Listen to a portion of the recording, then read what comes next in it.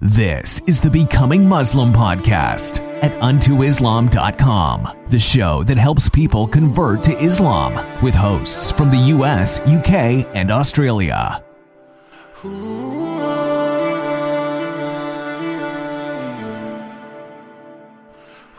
You know, going through life, you kind of hear about Islam through different forms of media, meeting people in person and everything, but you don't really know it until you actually look at it yourself.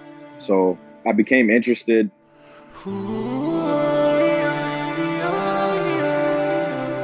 What has Islam changed in your life so far? My idea of the pursuit of happiness and the idea of not basing your happiness about what others think, and you know what's right. And your happiness is based off you doing what's right and staying true to your own character. I think that's the number one thing anybody can take from it.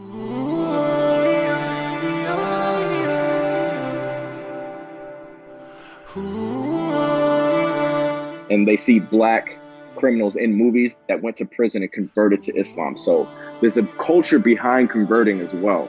And you see a lot of Christians convert. You see a lot of people convert for marriage. They all have different reasons, but the ones that stood out to me were the ones that did it for non-practical reasons. They did it because they got exposed to it. It made sense to them and they wanted to make their lives right and be a part of it. So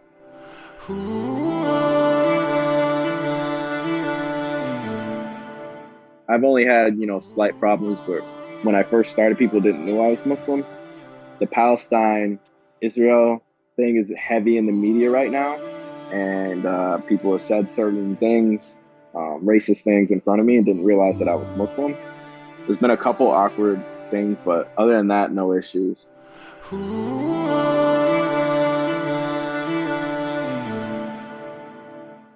I would say, and I touched on this a few times, was to let go of any pre-assumptions you have.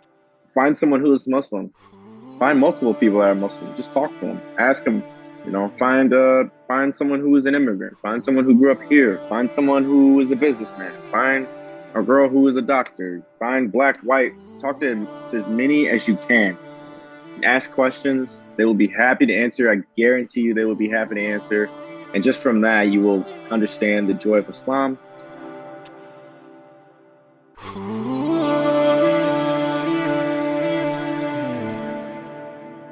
Recitation class, just so I could learn the basics of prayer. Of course, the Quran, I have regular and Arabic. Of course, I can't really read the Arabic one right now, but I have the English version as well. Going to Juma as much as I can, talking to people as much as I can.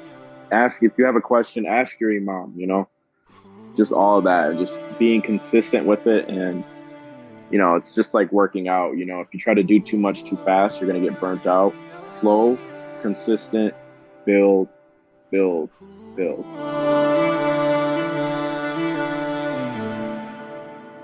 Assalamu alaikum wa rahmatullahi wa barakatuh. Welcome to the Becoming Muslim podcast. Today we have special host.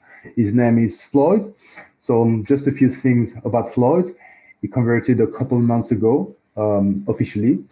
He's 30 years old, from Michigan, currently live in Chicago. He's a manufacturing engineer, passionate about spreading awareness of how school can lift families out of poverty, and is mixed, so brown skin. Blessed to be exposed to multiple type of backgrounds. So that's a few things about you. How are you going today, Floyd? Hey, I'm doing amazing. I'm blessed, better than I should be. Okay, that's awesome. That's good. It's great to hear. Okay, so let's start by the beginning. What is your story? What led you to Islam? So, grew up very loosely Christian. Went to church sometimes as a family. That's about it. Kind of strayed away from that. Late high school, started going out, partying, doing things shouldn't be doing. Went through college the same way. Wasn't getting the results I wanted out of life. And I actually met a friend of mine through work, and she had a hijab, and obviously she was Muslim, so I kind of asked her about her home life, and we hit it off. and we began talking and everything. And at the same time, I actually quit that job and started working somewhere else. And one of the main managers there was Muslim as well. And, going through life, you kind of hear about Islam through different forms of media, meeting people in person and everything. But you don't really know it until you actually look at it yourself. So I became interested, and I actually went to Juma first with my friend Khalifa. And I went to one Juma, and he actually gave me a Quran, an English translated Quran. And I started looking, I started watching videos on YouTube. And I think probably, any American 100% of the time, based on the bias in our media and everything else, once they start actually looking into Islam, they will realize there's a difference between culture and there's a difference between Islam. A lot of times people confuse culture with Islam. It's totally different. And especially, the amount of anti-Arab, anti-Islam stuff in movies, video games, TV shows, that stuff really adds up. And it's the same thing with, any person of color, really, Asian stereotypes, Black stereotypes. But the thing that's specific about Arab negative stereotypes is that Islam, you will see, is often tied into that.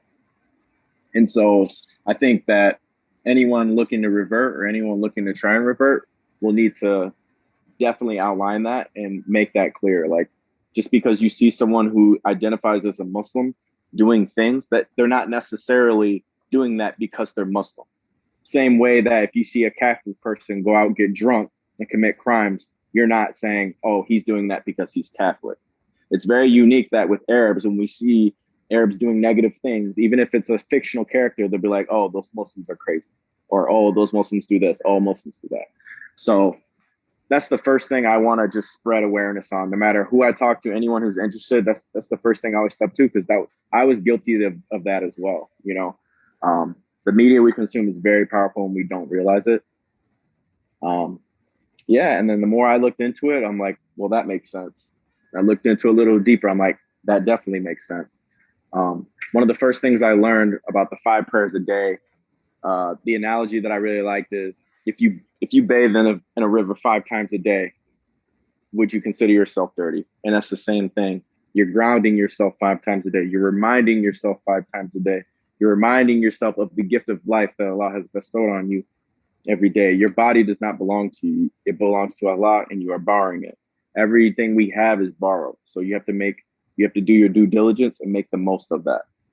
And the good thing about that is, of course, the number one thing is, getting right after life. When you die, when you go on, you meet with Allah. He's going to ask you everything going down the list of your life. But the other benefit of Islam is that it actually aligns with our current society.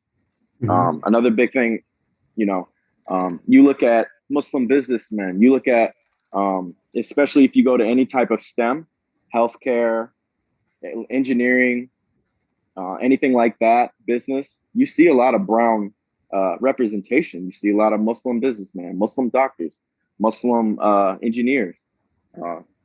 And there's a reason for that. And number one is the strong sense of family.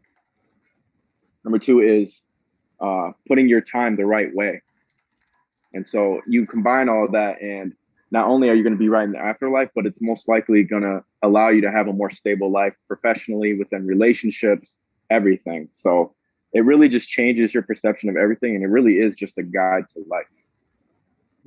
Okay, that's very interesting. So you said you mentioned it's just a few months ago, right, that you reverted to Islam? About 6 now. Okay, 6 months. Yeah. How long was the process that, from the moment you started having the thought about it to the moment that you just started, you made your shahada pretty much? How long was this frame of time? Less than 2 months. 2 months. 2 months. That's yeah, amazing. and that's the thing. When anyone who starts looking into it, there's not a whole lot that you're gonna be like, well, I don't agree with that. I don't make sense. That doesn't make sense. Most things you start looking at, you're like, that actually sounds constructive. That actually makes sense. So that's kind of how I got into it. Did you personally had like some of these preconceived ideas that you were referring to, but because of the culture or the Arab around you doing things? Definitely, definitely. And I was like I said, I was guilty of that as well. Mm. Um, yeah, that's the unfortunate thing about, the society we live in is that if you're not exposed to people firsthand, or even if you are, say you're exposed to a few people firsthand, they're not living the right way, you're going to Hmm. have that preconceived notion that everybody's like that. So I was definitely a little guilty of that as well. Not so much so as other people, but yeah. So when you were saying like it kind of all started with your friend, and your friend was talking, she was talking about her life. Do you think she was trying to make dawah to you? She was trying to explain Islam, or she was just talking about things, mentioned something, and you were interested? What happened No exactly? dawah, no doubt at all. We were just talking about life. That's how it all started. Okay, and she mentioned Yeah. something, and it caught your attention, and you say, "Oh, I'm interested about this. What is this?" And that's how it all started. Yeah. Amazing. Um, yeah. All right. So if you would have to pick like one thing, I'm pretty sure there's many things, but if you were to pick one thing, what has Islam changed in your life so far? I would say my idea of the pursuit of happiness, you know, Mm, and the idea of not basing your happiness about what others think and what's right. And your happiness is based off you doing what's right and staying hmm. true to your own character. I think that's the number one thing anybody can take from it. Yeah, definitely. I would agree. Yeah. It changes everything pretty much on how you see life. Sometimes you might have like, already the right concepts about a few things, Yeah. because, we have this, what we call the fitra, which is that, the nature that we are disposed with, like, well, since we're born, that Allah gave us. But on something we might not. And I think Islam just like kind of equalize everything and put everything in the Yeah. right place. That's how I feel. Yeah. So I'm pretty sure it must be the same for you. So like, what about the family? Like, do you have anybody in your family that is Muslim at the moment? No. Okay. No, How no do one in my you? family, no one in my family I would describe as religious. My father, a little bit, because he grew up, my father's African American. He grew up in Virginia. He grew up Baptist Christian. So he reads the Bible from time to time, but outside of that, no one in my family is religious at all. Okay. Are they? Is anybody aware in your family that you're converted to Islam? Okay. Yeah, I shared the news and we all celebrated together and they're all Okay. proud. So they're So all happy for I'm you. very lucky. Yeah. Yes. Yes, you are. That's awesome. That's really good to hear, man. So may Allah bless it, bless everything, and make it even easier for everybody, and make you like a mean to get them into Islam, inshallah. You know what I mean? So that's the most beautiful thing. Um, so thinking about it so far, what is the easiest thing about being a Muslim, and what is the hardest thing right now? Easiest thing is, whew, that's a good question. The hardest thing, especially if you're a revert, is breaking old habits. You know, breaking away. Like I said earlier, a lot of Islam ideals fit into society, but Mhm. there are a few that don't. For example, eating halal and alcohol as well. I used to drink every day. In my head, it's not a bad thing to have a drink every day as long as you're not belligerent and hurting people. That was Mhm. my conception of alcohol. If I Mhm. have 3 beers a night, I don't hurt myself and I'm not hurting anyone else. Society deems that as acceptable. But then you Mhm. move to Islam and alcohol is haram. So that was a big adjustment. And the other thing was cutting out pork. No more marijuana. I used to be smoke every time and Mhm. again. I didn't see anything wrong with it, Mhm. but you move into that. And then, um, so I would say breaking away from those norms. And then with dating as well. And then you start to notice things in society that don't fit. Like I said, the alcohol, the eating, and then also would be the fitna everywhere. Everything, and you realize just how sexualized everything is, no matter where you look. I mean, um, I went on TikTok earlier, and all I did was click music, and it's two women bent over twerking. And it wasn't their TikTok, it was an ad by a company. And I'm just like, you realize that you really have to lower your gaze and not give into that, because before this, society was normal. Even if you were married in a relationship, I'm a man, I can't look. Even if you're in a relationship, a committed married relationship, the society norm is like, if you look at a woman, that's okay. You know what I mean? So breaking away from all that is the hardest part. And I think the easiest part is the explanation behind it. Like I said over and over, everything makes sense. It's not just do this because I said so. It's do this because of this, this, and this. And if you want to get deeper, there's also this. And then we also have stories behind it. So it's really just puts reasoning behind everything and makes everything have a purpose. So I think that's the easiest part right there, is seeing why things are the way they are, seeing why there's certain teachings, seeing why things are haram, seeing why it's important to stay halal in certain areas and everything. So I would say that's the easiest part, and the hard part is following it and staying on track. Okay, that's a great answer. So you mentioned that obviously, like, it all started with you speaking with your friend, and then you did your research. It sounds like you kind of find your own answers by researching it. So was it like more by reading things or watching videos, or was there another person that clarified like completely whatever question you had at this point, or it's just like by reading? Yeah. So a lot of YouTube. I would watch sermons on YouTube. I would watch YouTube videos about why people converted. And I would also, read articles. I also bought a couple books about what Islam is all about, basic ideals, just, books like that. And once you look into converting, you realize how many people actually convert. You got white, black, brown, it doesn't matter. One thing that I was aware of that's kind of a joke in society is that, if you're black and you go to prison, you're going to convert to Islam. We've all seen that in movies. Assalamu alaikum. A lot of people know that because of prison movies. And they see black criminals in movies that went to prison and converted to Islam. So there's a culture behind converting as well. And you see a lot of Christians convert. You see a lot of people convert for marriage. They all have different reasons, but the ones that stood out to me were the ones that did it for non-practical reasons. They did it because they got exposed to it. It made sense to them, and they wanted to make their lives right and be a part of it. So, mostly just a little bit of everything as far as the research. Okay. So, back just before, we were talking about how Islam changed your perspective on, the dating scene and how this all things work. So now you understand like a bit more, like, when it's the halal part and the haram part, like what's your plan? Like how are you going to deal with, because it's such a big change, you know what I mean? To come from, like I do whatever I want to, this is the way I need to do things now. So think about it. You have a plan, like how are you going to approach this new situation?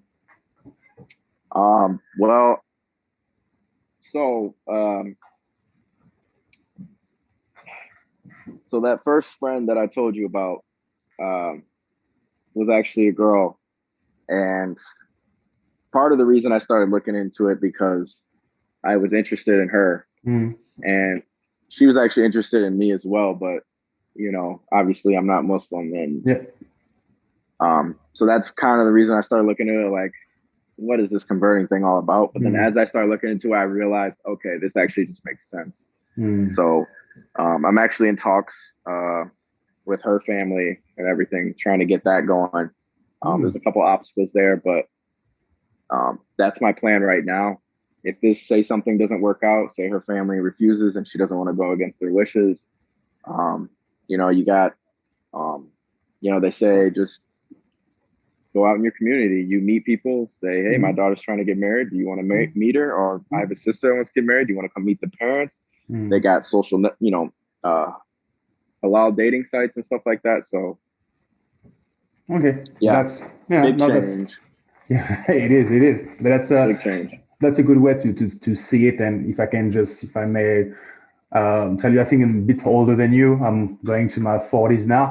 So I've been like in all the situation. And what I can tell you for sure is just like, if you do things properly, if you do things correctly, if you ask Allah, to find the right spouse, and at the same time, because the two are really come together, you ask Allah, you pray for it, but you also live right, and especially I can tell you, like praying at night, Qiyamul Layl is a very powerful form of dua. You can be sure that Allah will give you the right spouse. So this thing is very important to keep in mind, whatever the situation you're going through. Because I've been there, like hopefully for you, like everything's go easy. But sometimes, you want something, you ask for something, you get there, you close, and it doesn't work. You know what I mean? And it gets some kind of frustration. Like I did this, I spent all this time, why it's not working? So I have all this plan, I have to restart again, find someone else. Like I've been there, and there was some period of frustration. But when I got to the goal and I find the person, I realized this person is like 100 times better than anybody that talked before. I understand now why I had to go to this journey. So there's always like a plan, even if you pretty much already saw the thing, but it's just a reminder, from our own experience. But like what you think, Allah knows best every time. Yes. So it can always be in peace in your heart. And since, I've experienced all these things, that's how I live my life. Doesn't matter. I want this thing, I don't get it. Okay, I know Allah knows best. It's either harmful for me, or is it either something better for me that's waiting for me. So yeah, but inshallah, may everything go smooth. That's the best way. Yeah, definitely. It's all about patience too, just like you said. As well, definitely. Then a more basic question. So, what is the best part of being a Muslim? The best part about being a Muslim is knowing that at the end of your time, you live the right way. You know that you're going to be in paradise. Your soul's going to be in paradise. And I mean, I can't put it any more simply than that. You're understanding that this life we have is temporary, but you're focused on forever. Definitely. Yeah. Definitely. Yeah. Has Islam changed relationship with your friends? Some of them, all of them? No, not really. I mean, talk the same, They're all aware, your friends? Yeah, everyone in my life is aware. Okay. Definitely. No, friends situations hasn't really changed. All my friends are upstanding people, so it's not like I'm friends with any criminals or anything like that. But all pretty much the same. Okay. You find it difficult with some, like, because obviously, like, when people are not Muslim, even if they mean well, sometimes they do think that it's right. Like it's so.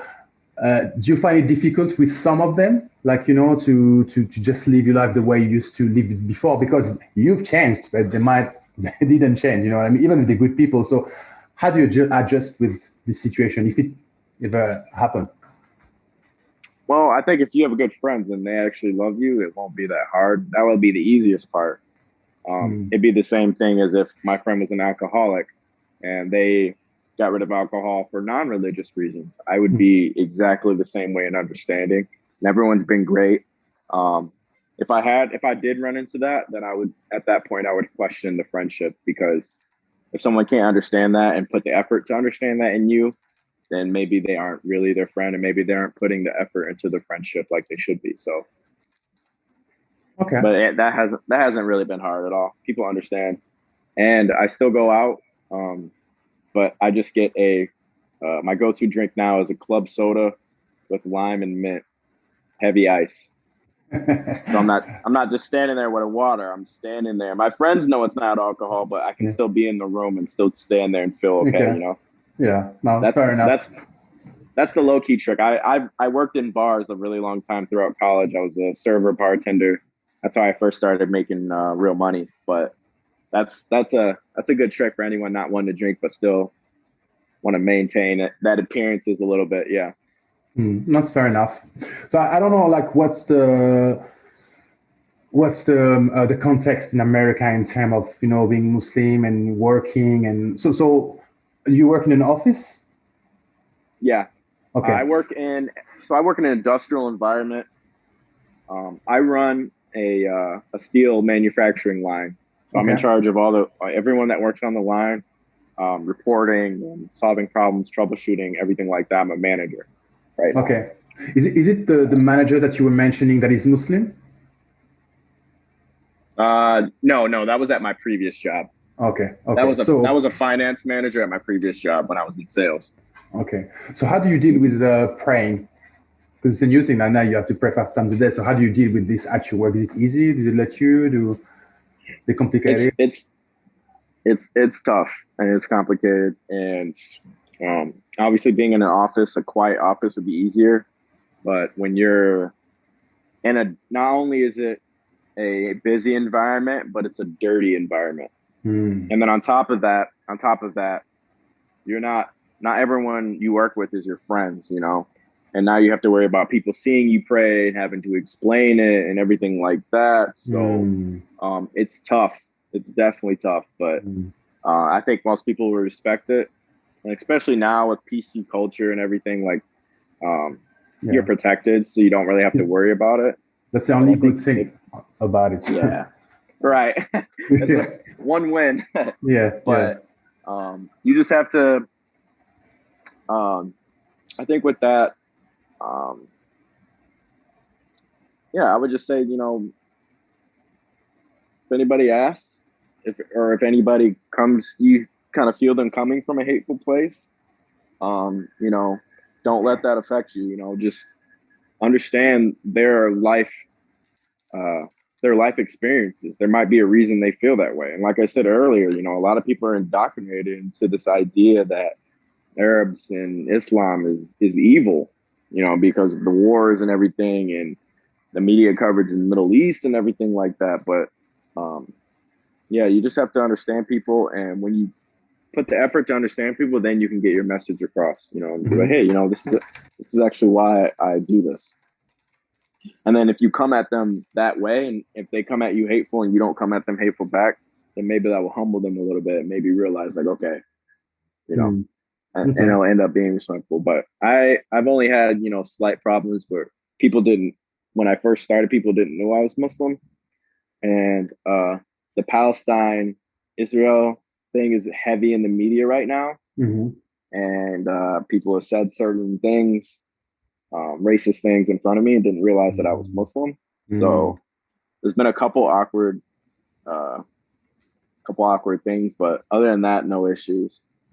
You kind of partially answered like my next question, which was like, have you had any negative experience with anyone? So obviously there's this part. So how do you deal with this? Because I'm really straightforward, you know what I mean? I have I'm kind of fiery person. If you're going to say something, I'm going to say something to you. I don't care. You know what I mean? It's just like, obviously in all limits, but not everybody is the same. So if somebody says something and just like killing you, how do you deal with this? Well, I think with it, you do your best not to get angry and just try to understand, and they said something, I didn't address it. I was just like, oh, okay. And then, weeks go by, obviously I'm good at my job. I show up, I put in due diligence. I respect people. A couple weeks go by and I was talking about the girl that I'm trying to get engaged to.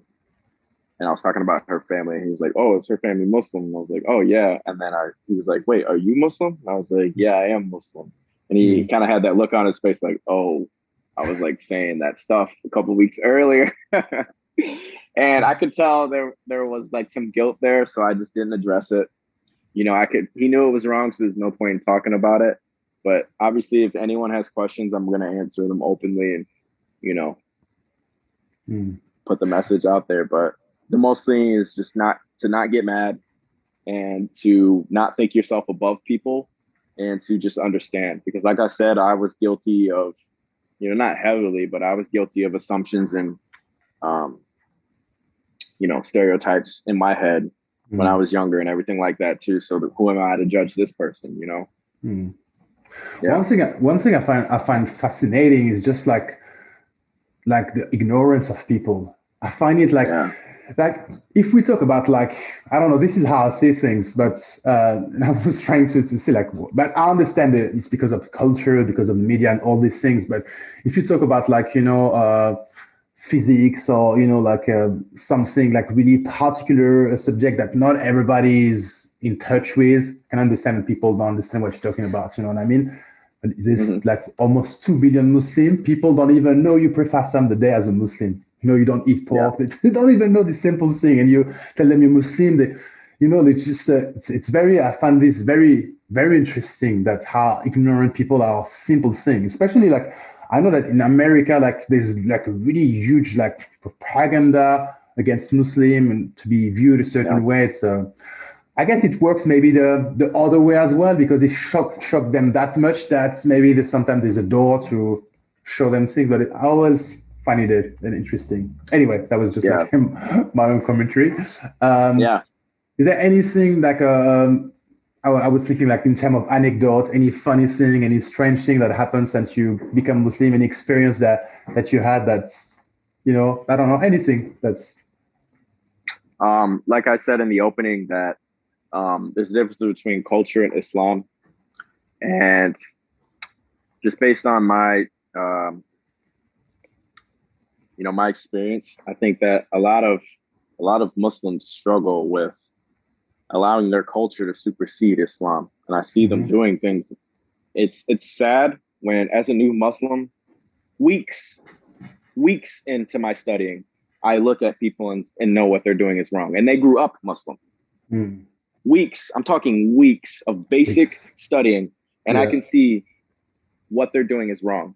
And it saddens your heart deeply, because it's like you have been blessed with this gift of Islam, and you allow what other people think, your race, to think that you're better than other people, stuff like that. And it's just like, wow, man, like we have a long way to go as Muslims in America, a long way to go, and we're not better than anybody. And I think with this new generation, a lot of that is changing. This new generation is pros and cons. The new people my age, even people who grew up Muslim, the pros are they're more understanding. They're not judgmental. They're not looking at their neighbor. A lot of communities are like, the last thing you want to do is have someone find out about something you did. You don't want to find out that your daughter has a boyfriend, right? And then everyone's going to judge you. But it's only because that information is public. So they're more worried about public information rather than the life and information itself. And they're all worried about maintaining how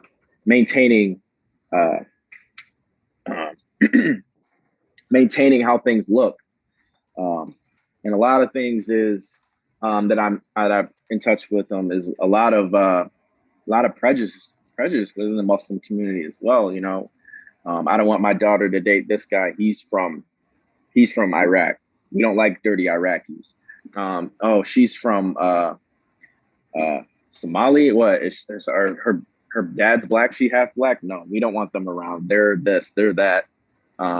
Girls who wear hijab, judging girls who decide to take off their hijab. Alhamdulillah, her life, obviously you don't want to force hijab on somebody. You have to wear it for the right reasons.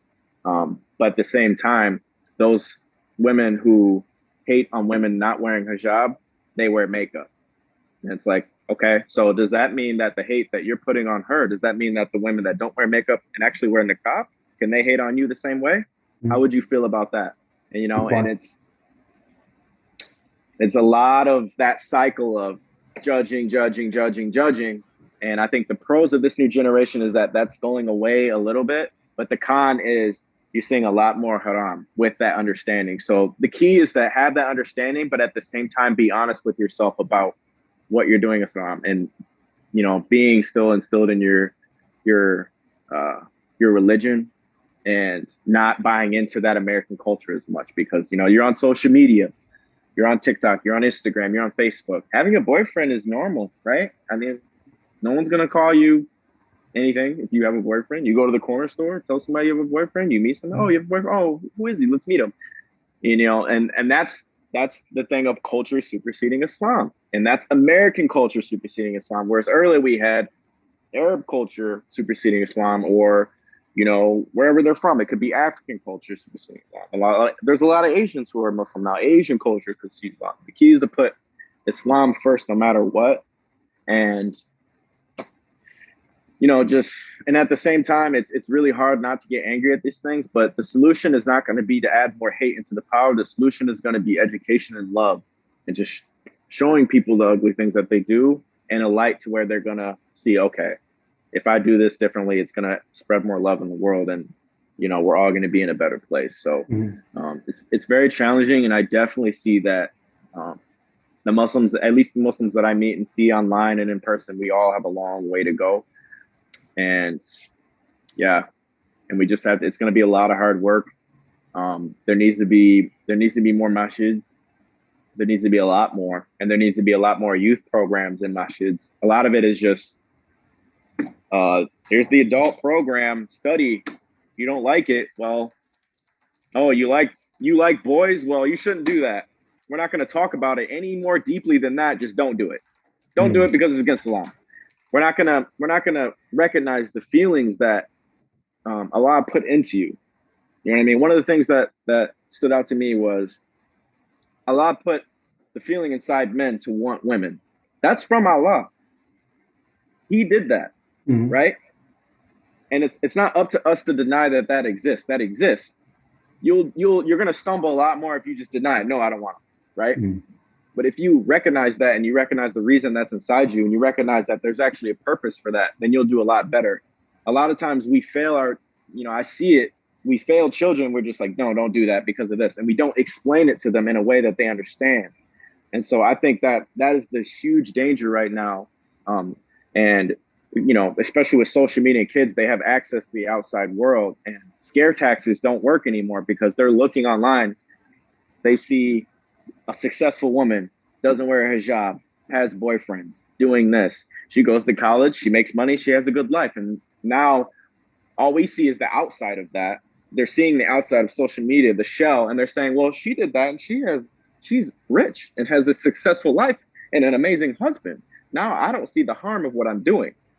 So it's really just, we have a long fight ahead. There's a lot of dangers. And I think the first step is being aware of it, and, you know, just educating and being understanding. But it's a lot of challenges right now. It is. It's definitely like a lot of things that you mentioned are really very, very accurate in regards to the culture. You know, I just had like as you know already, like a baby like a month ago. So, you know, like start thinking about all these things. Congrats. Thank you, bro. So, you know, and you start thinking about like education, like, and I'm obviously very aware of the how things are. You know, I'm trying to making dawah and stuff, but when now you have your own child, you're just trying to think like, you know, like how I'm going to navigate this whole thing, because telling the thing how it is, spreading like the awareness and educating your child as a Muslim, it's fine. You can do this, but then like, how do you deal with the culture, you know? Because you cannot like shut everything out. And you can see right now that it's getting worse. And it's like Shaitan is crossing out the list of sins, you know, that everything that Allah says we should not do is okay. This one, I passed this one. Okay, go on to the next one. So you're just wondering like in 15 years, like how it's going to be, you know what I mean? So it's crazy, but yeah, we have to do what we need to do. So, are you someone that travels a lot or has traveled a lot? I'm talking about within America.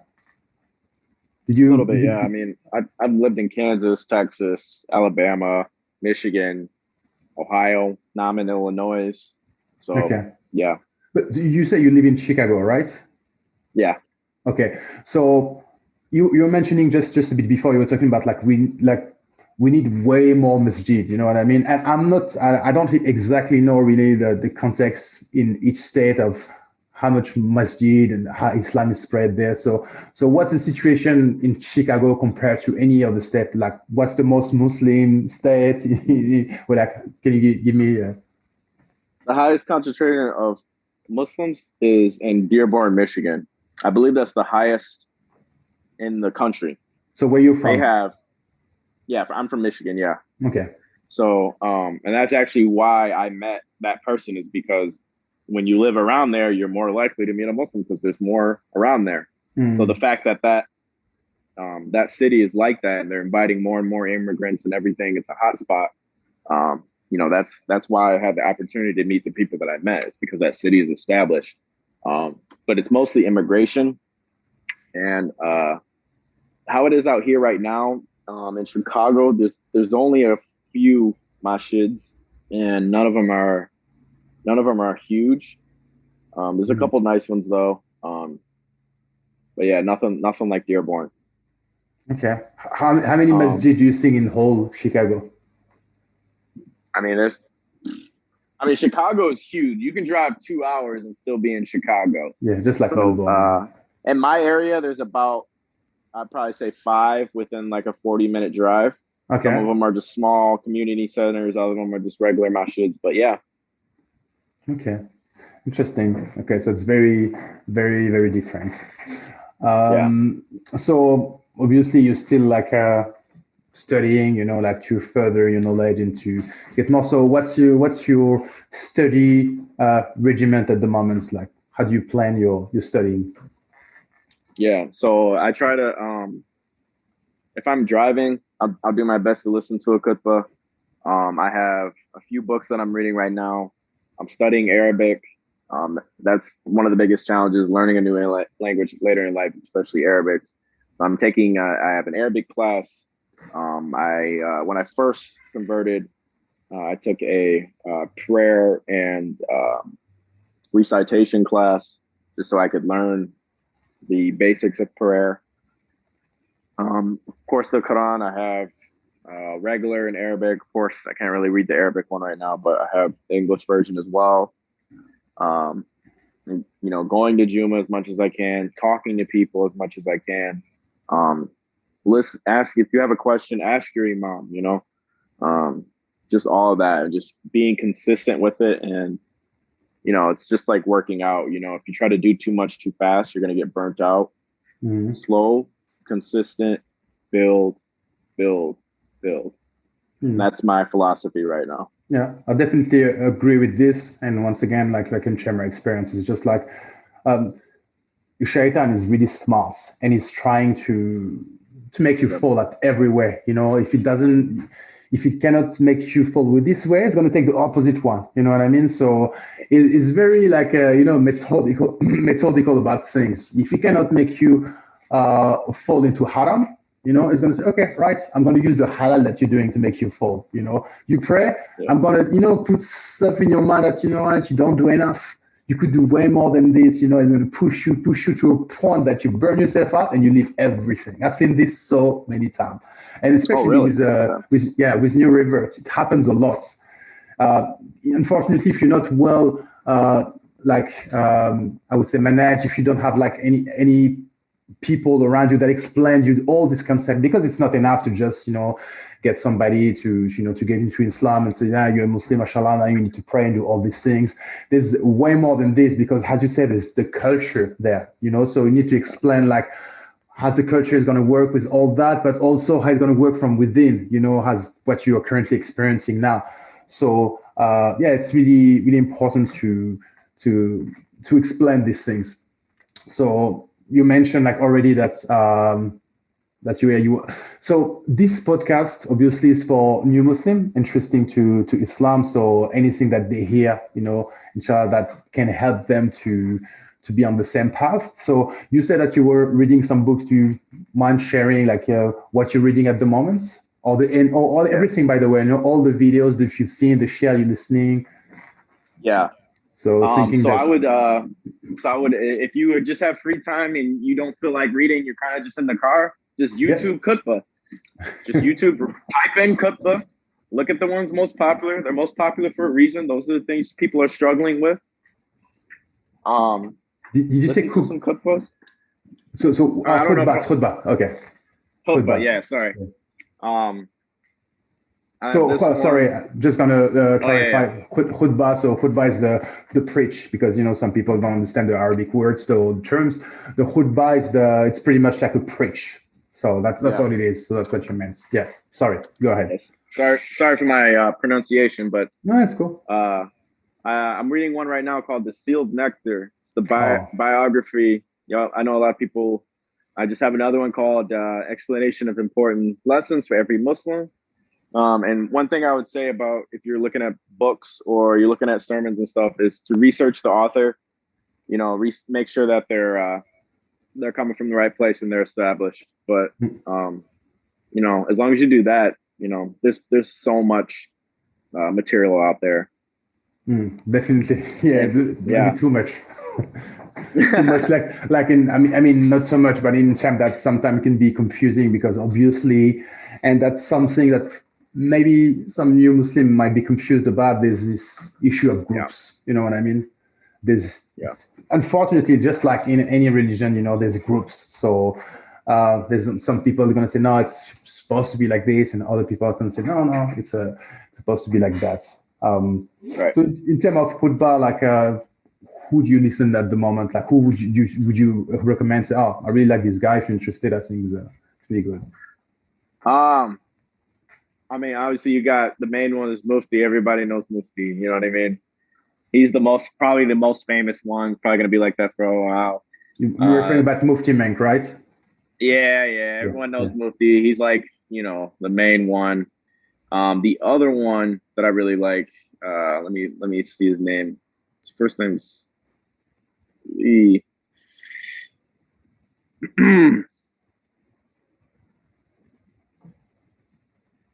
So yeah, the other one is a main one as well. Ali Khan is a really Numan Ali good Khan. one.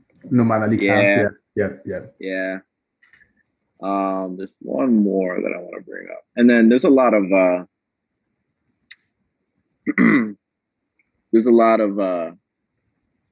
YouTube channels as well that just have like a bunch of different ones. But those are the two main ones that I've listened to. A lot of them, and then when I click on their videos, I'll see other ones as well, less known ones, but I make sure to listen to a bunch of different ones. No, that's good. That's great. That's a lot of. I think that's those two that you mentioned are really good at having like a big spread in the community, and not really, they're a bit beyond groups. Like they're really general, but to the point what you need. And then after this, if you want something more in particular, maybe you can look at other people. But this is a good, like a very good base, I would say. Yeah.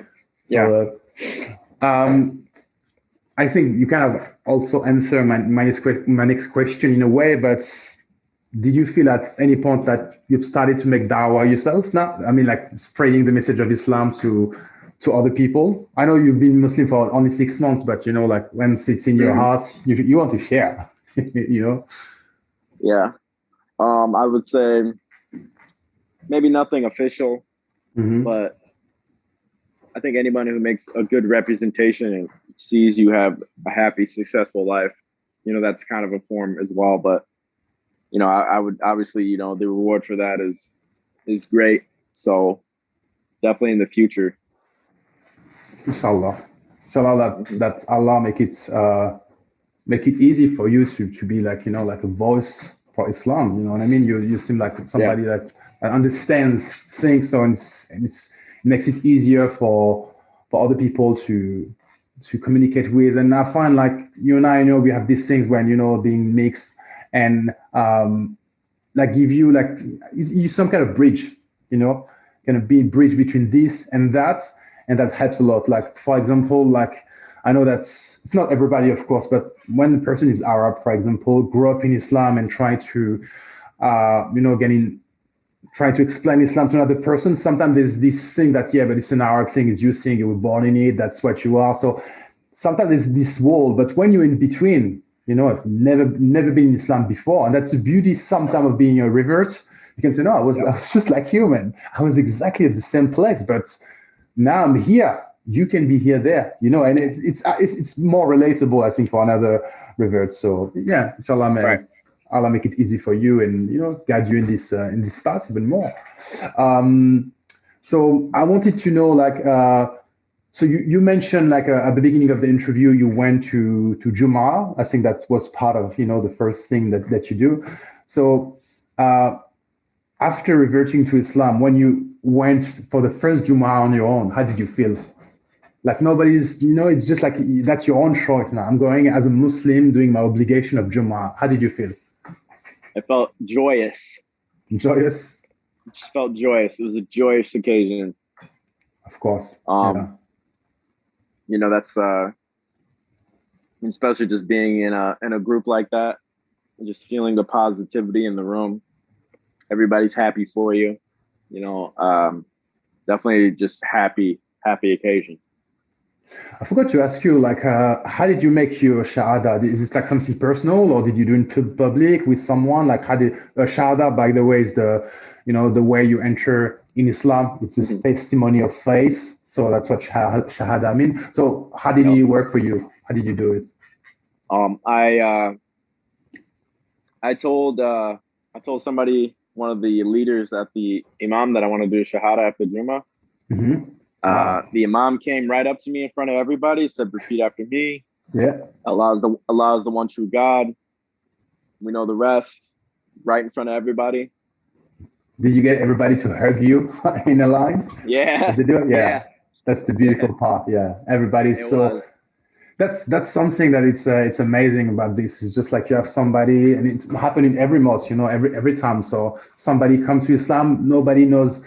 You don't know the guys here, they don't know you, but they want to hug you. They love you, you're their brothers straight away. That's a beautiful thing, I think. I really like this about that. So I think we just reaching the end of the podcast. I think my last question for you would be, because obviously, as you know, this is mainly for people that are, interested in Islam, still searching, they have question, and they try to find new things. So if you were to give advice to new Muslims, so what would you say? I would say, and I touched on this a few times, was to let go of any pre-assumptions you have. Find someone who is Muslim. Find multiple people that are Muslim. Just talk to them. Ask them. Find someone who is an immigrant. Find someone who grew up here. Find someone who is a businessman. Find a girl who is a doctor. Find black, white. Talk to as many as you can. Ask questions. They will be happy to answer. I guarantee you they will be happy to answer.